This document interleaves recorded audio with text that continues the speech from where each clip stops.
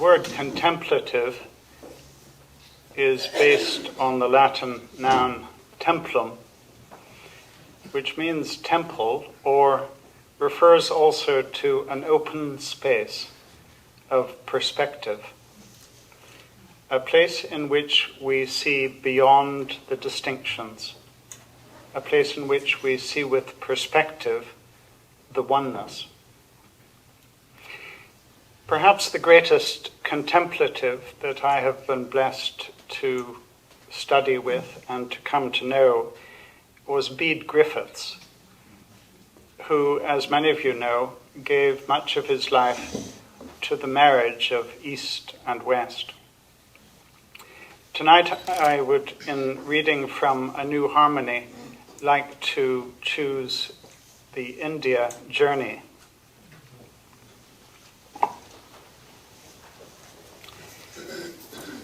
In 1990, Harry Underhill, the nephew of the English mystic Evelyn Underhill, invited me to India. I was at that stage warden of Iona Abbey in the Western Isles of Scotland.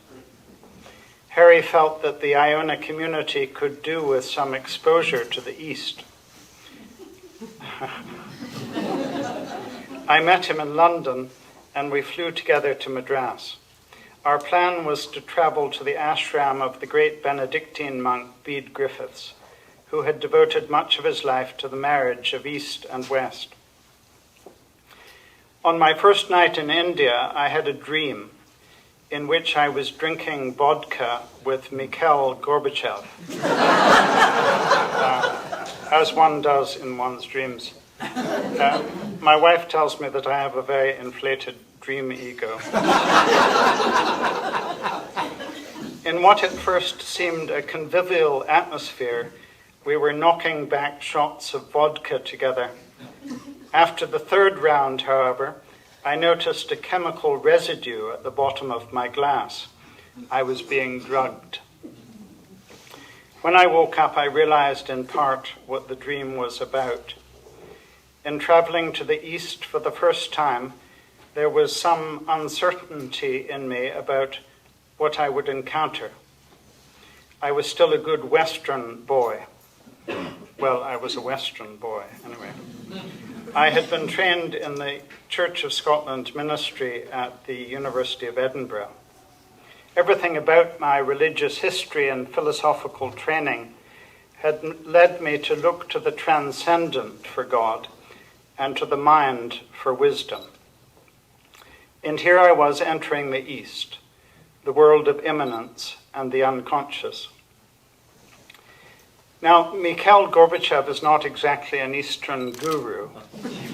He did, however, represent otherness to me, a world beyond the defined boundaries of the West.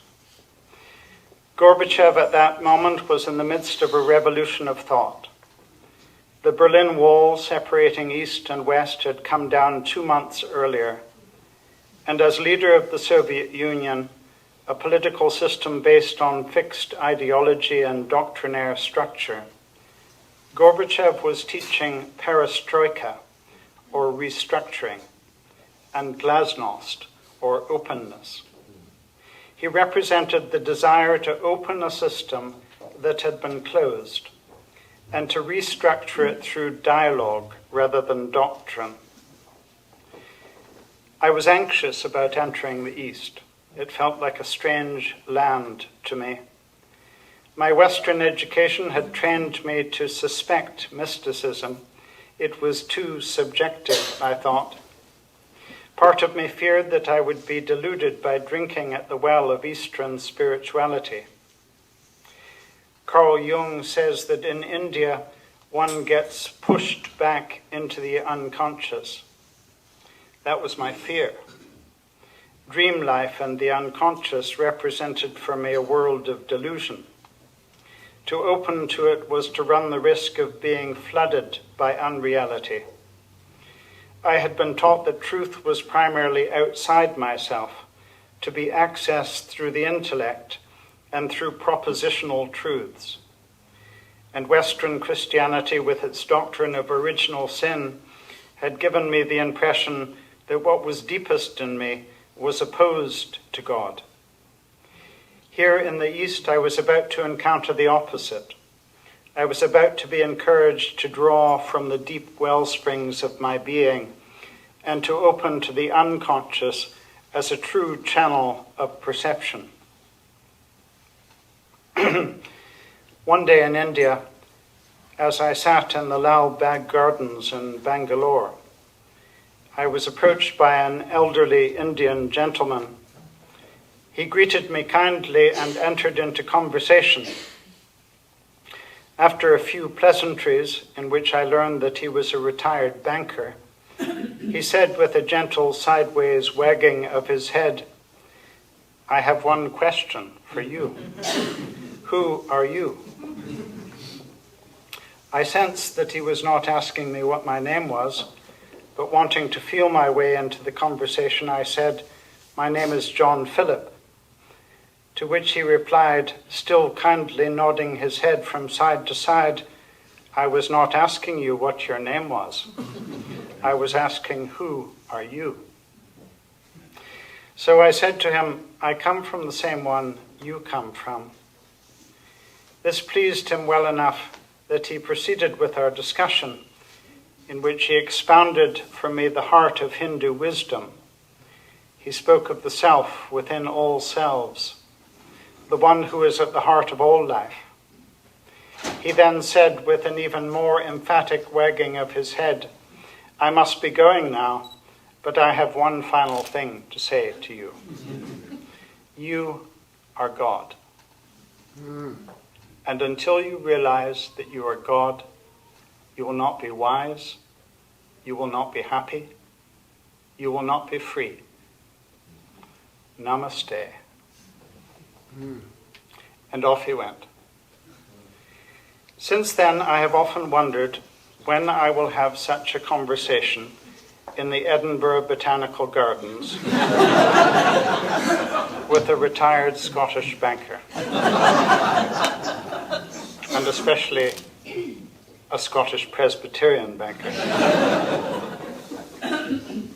How do we interpret such Eastern wisdom? One of the most emphatic things to be said about the Indian banker's words to me is that he was not addressing my ego. He was addressing the essential depth in me that is also his true depth, and the true depth of everything that has being. He was pointing to the ground of my being, to the self within all selves, to the one in whom all life is rooted.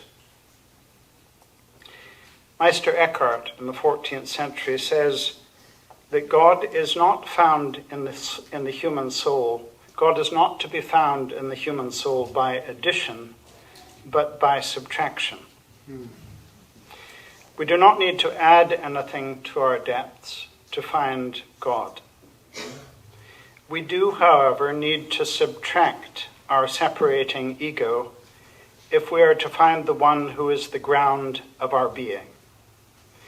We do not need to invoke a foreign presence into our life. We do, however, need to die to the pretense that our ego is the ultimate center of our lives, or that the ego of our nation should be served as the defining center of international relationship, or that the ego of the human species should be the sole focus of the Earth's purpose and journey. During my first trip to India, at the ashram of Bede Griffiths in Tamil Nadu, I was struck by the number of times we were barefooted each day. In fact, we were more often barefooted than sandaled. As we greeted the rising sun in meditation on the banks of the river Cowrie in the early dawn, as we prayed and celebrated communion in the chapel that opens immediately onto creation, as we studied sacred texts together in simple thatched huts, as we shared food seated on the tiled floor of the dining hall, as we sang our closing chants at nightfall and walked together in the cool of the evening breeze along the river path, In all of this, we were barefooted. Carl Jung says, when you walk with naked feet, how can you ever forget the earth? My transition to the streets of Madras upon leaving the ashram felt harsh. I was not walking with uncovered feet anymore, and I was losing my rootedness. On my final evening in the city, as I walked along a simple unlit path leading back to my accommodation, I stumbled over an object on the pathway. It was dark and I could not see clearly. But when I looked more closely, I saw that it was not just an object on the pathway. It was a little old woman. She was curled up for the night, covered in little more than a sackcloth. I am ashamed to say that my first thought after stumbling over her was, I'm glad I wasn't barefooted. Something shameful in me did not want to touch the horrendous wrong of that little woman having to sleep on a pathway. Something in me knew that if I allowed myself to be touched by the disgraceful injustice of her and countless others in our world having to sleep rough every night, I would never be the same. I would have to change. I would have to do something about it. I left India the next day, changed. My first night's dream had warned me of an anxiety in my heart about this strange land that I was entering. I did not know then what I knew as I left, that we and all things are inextricably linked, that I will not be well as long as a little old woman is sleeping rough on a pathway, that the transcendent one is the immanent one, that I will not be one with God as long as I recoil from touching the suffering of the earth and its people. A perestroika of soul was unfolding in me. I was being reconstructed by a dialogue with India, and I knew that I needed to do something about it. Our contemplative calling, in which we are invited to see from this vast place, in which we are invited to see in unbounded ways the essential relationship between me and between you, between one nation and every nation, between our species and all of Earth's species. This contemplative way of seeing from the templum, from the open space, is the inspiration, it is the sustenance, it is the strength to do something about it. Thank you for the honor.